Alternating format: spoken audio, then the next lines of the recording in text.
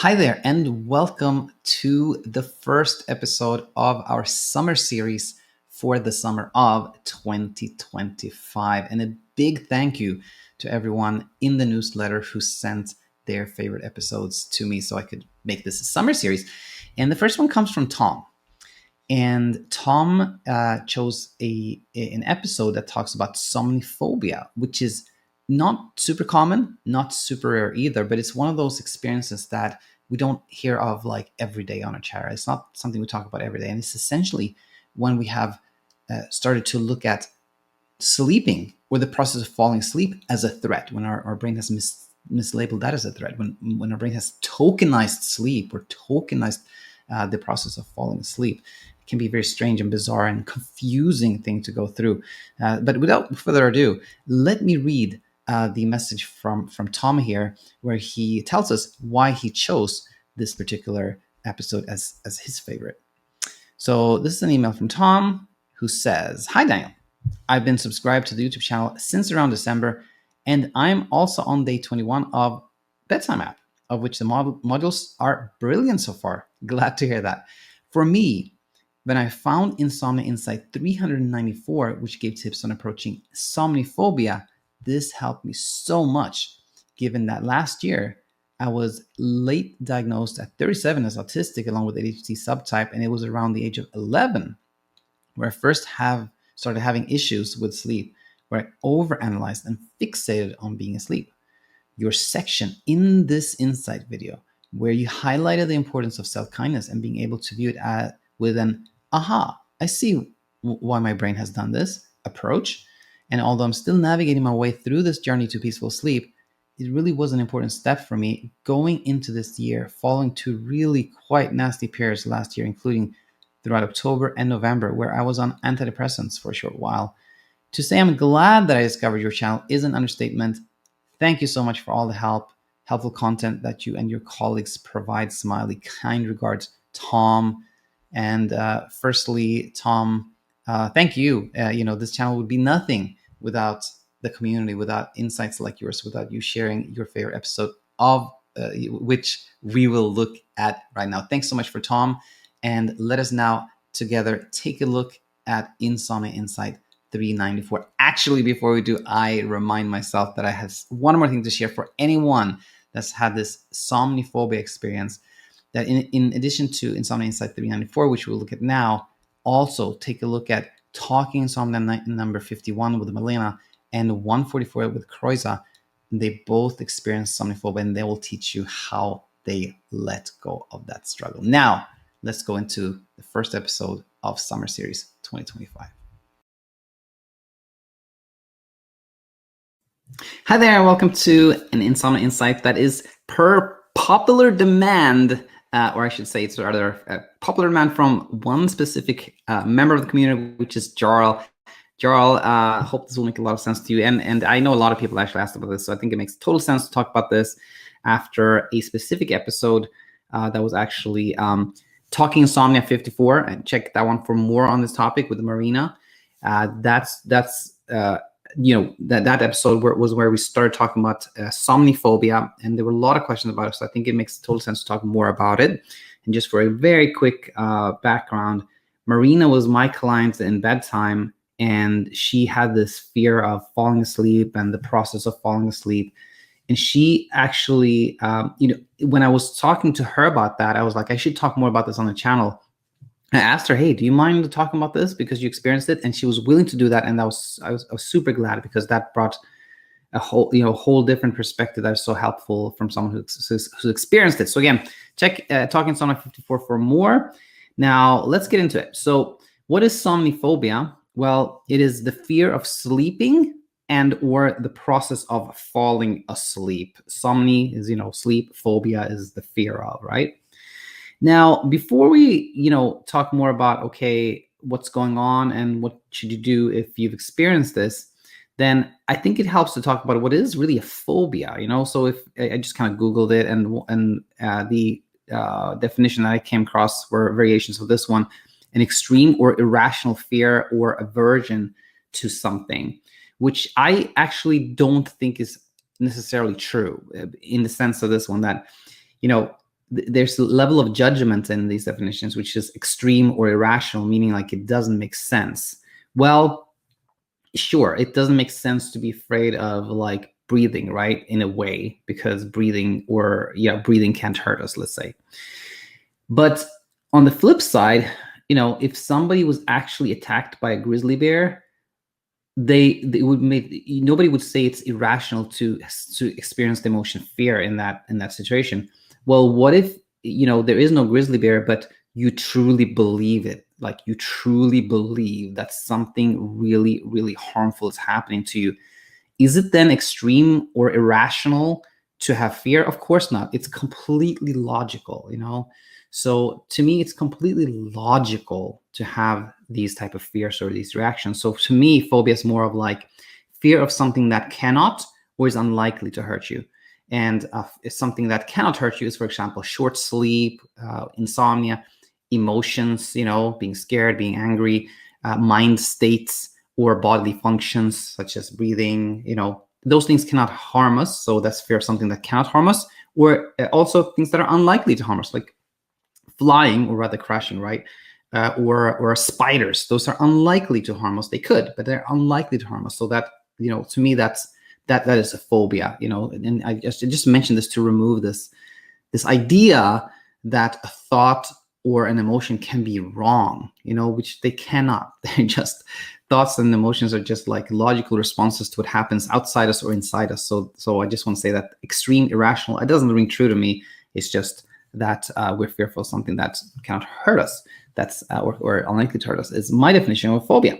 Now, with that said, in a state of fear, like when we are scared of something, we can often be scared of something else, like because the brain's in the safety mode, like it's trying to keep us safe from various things. And this could be a problem. This could be a problem, right? So in light of that, we can see that there's actually a lot of things that we could think of as phobias.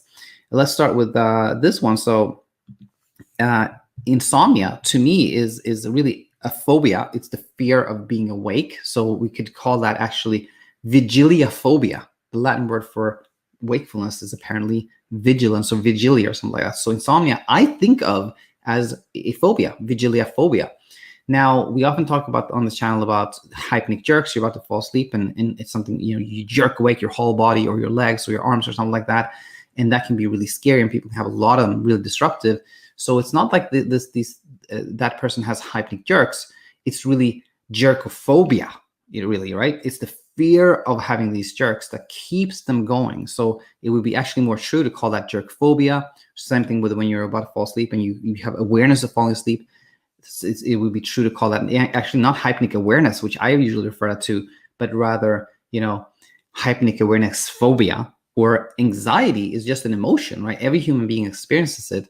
But when somebody says, I have anxiety, or having a lot of anxiety, that actually is more of like, it's more true to call that anxiophobia, because it's the fear of being anxious and trying to get away from an emotional state that is what drives it, that causes it to be an ongoing unpleasant experience in life, or palpitations for that matter. Like we often feel our heartbeat kind of strong or a couple of times, right?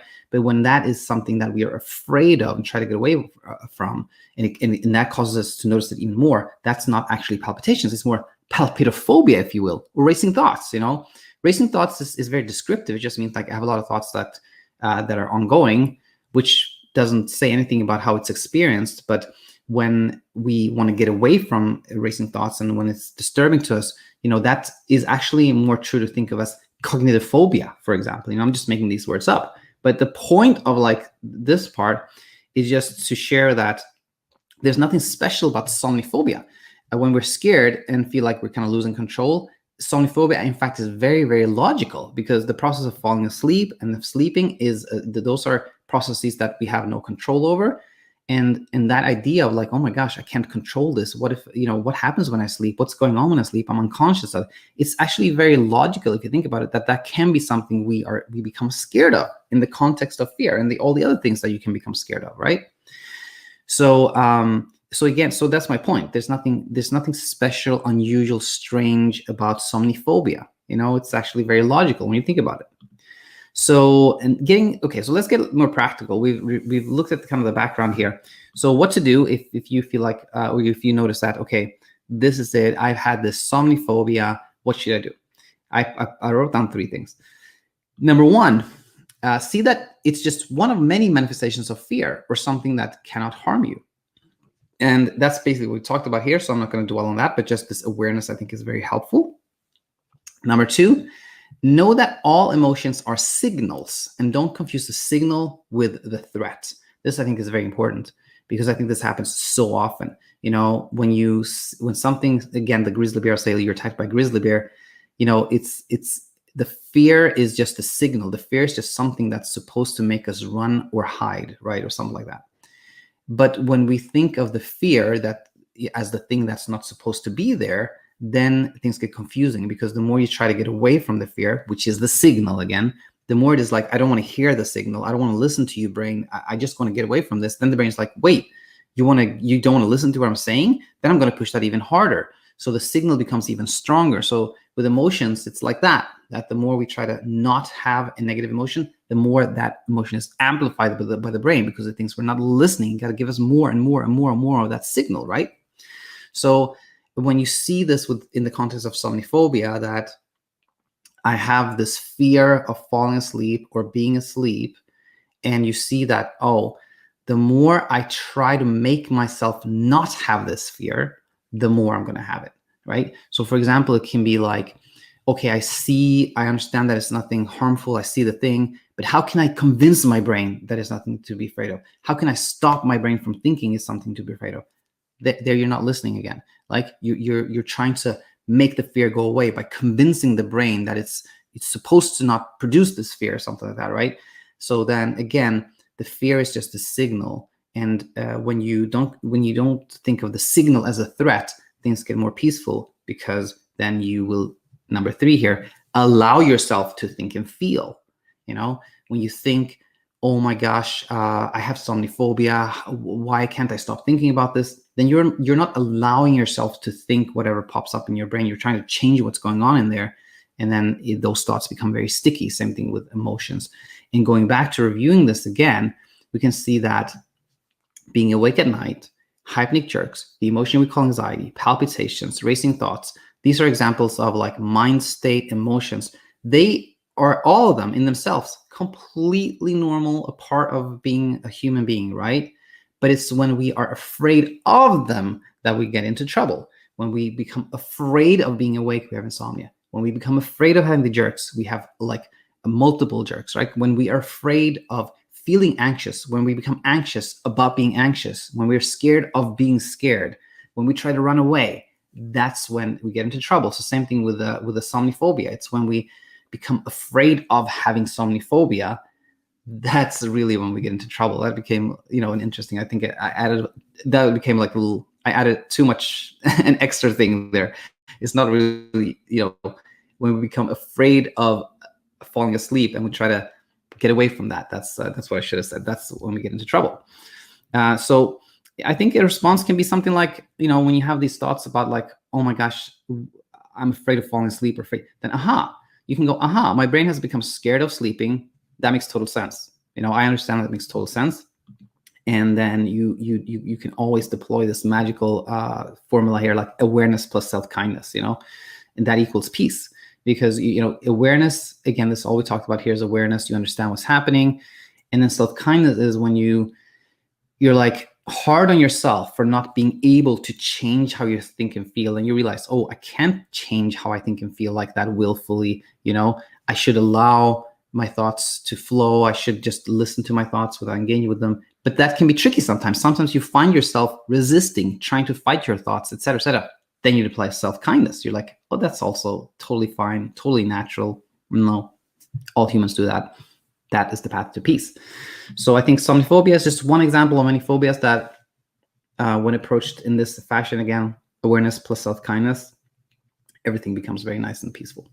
Jarl, I hope you found this helpful. Anybody who has comments, please post them in the comment section. If you have questions for open class, as always, you're welcome to post them, to send them via the link in the sleepcoachschool.com. And you can also here in at thesleepcoachschool.com, find out how you can work with myself if you like to do that in any capacity, or what's going on in general with the school. So that's that. Hope you found this valuable, and I look forward to having you back real soon. Until then, hi, it's me, Daniel, and I hope you really found a lot of value in the video you just saw. Now I have a question for you. Did you hit the like button? Did you leave a comment? If not, then please consider that, because that is what leads to people finding us, finding peaceful sleep and peace of mind and feeling like themselves again, and all the other wonderful things that come from understanding what insomnia is really all about. So yes, just hit that like button, leave a comment, and that will help so much. Thank you.